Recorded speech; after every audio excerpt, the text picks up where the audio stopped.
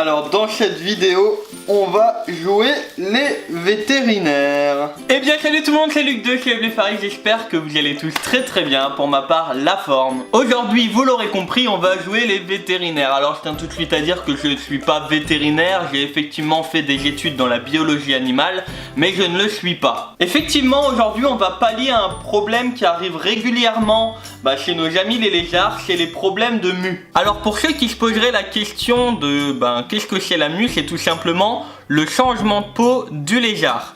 Alors ça arrive quand ils sont bébés, comme là, mais également quand ils sont adultes. En fait, c'est un peu comme une chaussette que vous avez au pied, une fois qu'elle est trop petite, faut changer. Eux c'est pareil, une fois que leur peau, entre guillemets, est trop petite par rapport à leur corps, ils l'enlèvent pour en mettre une nouvelle et avoir une peau toute neuve.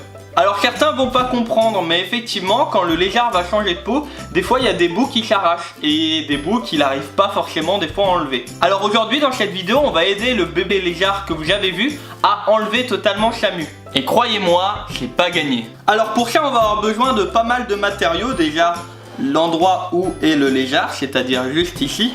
Ensuite un petit bac avec un fond d'eau tiède, des gants que j'ai déjà aux mains d'ailleurs, du sopalin, on ne sait jamais, de quoi se désinfecter les mains et, chose très importante, les cotons-tiges. Alors la première des choses à faire, c'est de prendre le bébé lézard comme cela. Toujours faire les choses très délicatement parce que un lézard il peut également perdre sa queue s'il est stressé.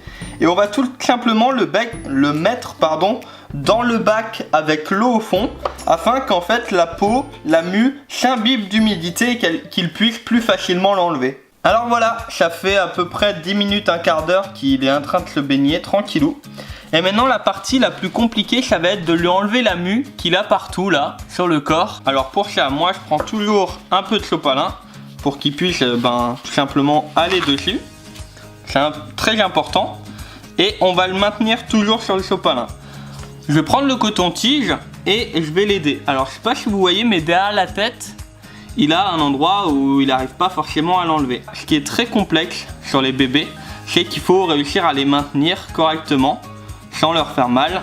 Et regardez, hop, voilà, donc là sur le bout de mon doigt, c'est un bout de mue. Regardez, si je le mets dans l'eau, il y a de la peau qui flotte. Il faut faire ça sur tout le corps parce que malheureusement les bébés ils n'ont pas forcément le réflexe de l'enlever tout simplement. Et malheureusement ça arrive dans la nature, mais également chez certaines personnes qui font pas forcément attention, soit parce qu'ils le savent pas, soit parce que ils s'en foutent un peu de leur bête, que certains lézards meurent à cause d'un problème de mue. Alors un autre endroit très important, ça va être les pattes.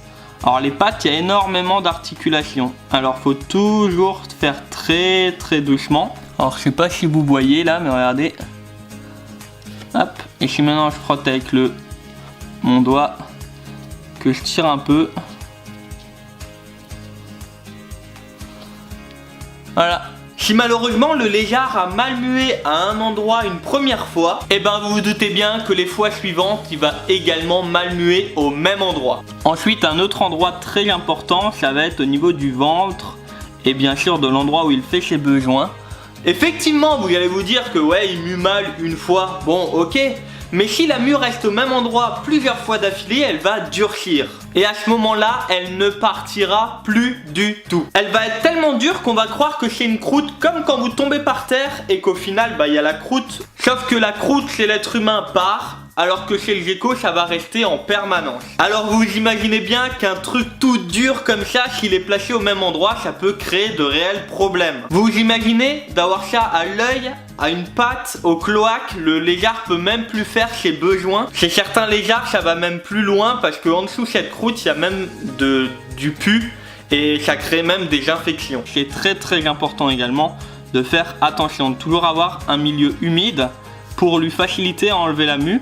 Parce que le fait que ce soit humide va ramollir en fait la peau, la mue, et donc lui il aura beaucoup plus de facilité pour l'enlever. Donc voilà, normalement le petit loulou a enlevé complètement sa mue.